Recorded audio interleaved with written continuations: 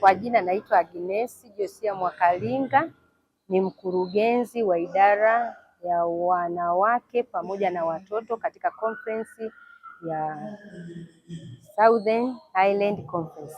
Lengo kubwa ya semina hii na mkusanyiko huu ni kufanya maombi kwa ajili ya kuweka wakfu mipango yetu ili tuanze na Bwana, lakini pia kuwa na semina ili kujua malengo hasa ya kanisa kuanzisha hii idara ya huduma za wanawake. Mama anahitajika kuja kanisani pia kutumia karama zake kwa ajili ya kuendeleza kazi ya Bwana ili kusaidia kanisa pamoja na viongozi wake.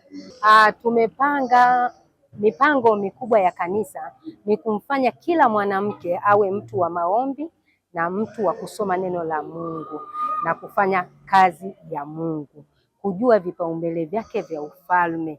Na sasa tumejipanga kila mwanamke kuhimizana kuwa na vikundi vidogo vidogo vya maombi na kusoma neno la Mungu, lakini kuwa na wakati wa kutenda matendo ya huruma kwa wenzetu ambao ni wahitaji.